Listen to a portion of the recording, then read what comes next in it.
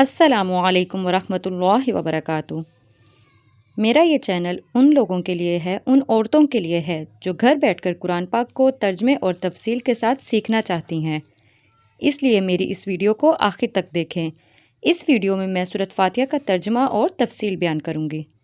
سورۃ فاتحہ کا تعارف، سب سے پہلے ہم اس کا تعارف بیان کریں گے۔ اس سورت کو قرآن کریم کے شروع میں رکھنے کا مقصد یہ ہے کہ جو شخص قرآن کریم سے ہدایت حاصل کرنا چاہتا ہو، اسے سب سے پہلے اپنے خالق مالک کی صفات کا اعتراف کرتے ہوئے اس کا شکر ادا کرنا چاہیے، اور ایک حق کے طلبگار کی طرح سے ہدایت مانگنی چاہیے۔ چنانچہ اس میں بندوں کو وہ دعا سکھائی گئی ہے جو ایک طالب حق کو اللہ سے مانگنی چاہیے، یعنی سیدھے راستے کی دعا۔ اس طرح اس صورت میں صراط مستقیم یا سیدھے راستے کی جو دعا مانگی گئی ہے، پورا قرآن اس کی تشریح ہے۔ سورۃ الفاتحہ۔ بسم اللہ الرحمن الرحیم۔ شروع اللہ کے نام سے جو سب پر مہربان ہے، بہت مہربان ہے۔ الحمد للہ رب العالمین۔ تمام تعریفیں اللہ کی ہیں جو تمام جہانوں کا پروردگار ہے۔ الرحمن الرحیم، جو سب پر مہربان، بہت مہربان ہے۔ مالک یوم الدین، جو روز جزا کا مالک ہے۔ ایاک نعبد و ایاک نستعین، اے اللہ ہم تیری ہی عبادت کرتے ہیں اور تجھی سے مدد مانگتے ہیں۔ اہدنا الصراط المستقیم، ہمیں سیدھے راستے کی ہدایت عطا فرما۔ صراط الذین انعمت علیہم، ان لوگوں کے راستے کی جن پر تو نے انعام کیا۔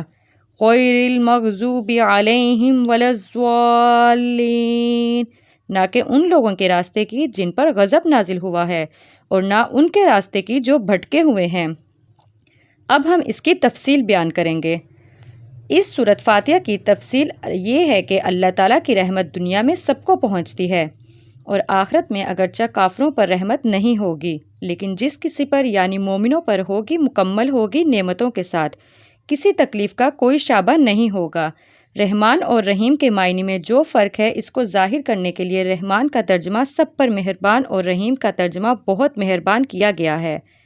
اگر آپ کسی عمارت کی تعریف کریں تو در حقیقت وہ اس کے بنانے والے کی تعریف ہوتی ہے، لہٰذا اس کائنات میں جس کسی چیز کی تعریف کی جائے وہ بالآخر اللہ تعالیٰ ہی کی تعریف ہے، کیونکہ وہ چیز اسی کی بنائی ہوئی ہے۔ تمام جہانوں کا پروردگار کہہ کر اس طرف اشارہ کیا گیا ہے، انسانوں کا جہان ہو یا جانوروں کا، جمادات کا جہان ہو یا نباتات کا، آسمانوں کا جہان ہو یا ستاروں، سیاروں اور فرشتوں کا، سب کی تخلیق اور پرورش اللہ تعالیٰ ہی کا کام ہے، اور ان جہانوں میں جو کوئی چیز قابل تعریف ہے وہ اللہ کی تحقیق اور شان ربوت کی وجہ سے ہے۔ روز جزا کا مطلب ہے وہ دن جب تمام بندوں کو ان کے دنیا میں کیے ہوئے اعمال کا بدلہ دیا جائے گا۔ یوں تو روز جزا سے پہلے بھی کائنات کی ہر چیز کا اصلی مالک اللہ تعالیٰ ہے، لیکن یہاں خاص طور پر روز جزا کے مالک ہونے کا ذکر اس لیے کیا گیا ہے کہ دنیا میں اللہ تعالیٰ نے ہی انسانوں کو بہت سی چیزوں کا مالک بنایا ہوا ہے۔ یہ ملکیت اگرچہ ناقص اور عارضی ہے۔ یہاں سے بندوں کو اللہ تعالیٰ سے دعا کرنے کا طریقہ سکھایا جا رہا ہے۔ ان آخری آیات میں دعا کیسے مانگی جائے، اور اسی کے ساتھ یہ واضح کر دیا گیا ہے کہ اللہ تعالیٰ کے سوا کوئی کسی قسم کی عبادت کے لائق نہیں۔ ہر کام میں حقیقی مدد اللہ تعالیٰ ہی سے مانگنی چاہیے، کیونکہ صحیح معنی میں کارساز اس کے سوا کوئی نہیں۔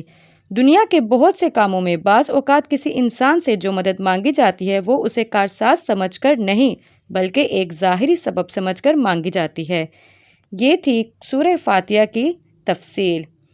اس ویڈیو میں نے سورۃ فاتحہ کی تفصیل اور ترجمہ مکمل بیان کیا ہے، اس لیے میری اس ویڈیو کو لائک کریں، شیئر کریں اور سبسکرائب کریں۔ اگر آپ قرآن پاک کو ترجمے اور تفصیل کے ساتھ سننا چاہتے ہیں، یاد کرنا چاہتے ہیں، تو میری اس ویڈیو کو آخر تک دیکھیں، اور انشاءاللہ اگلی ویڈیو میں ہم الف لام میم کا پہلا رکوع شروع کریں گے۔ جزاک اللہ۔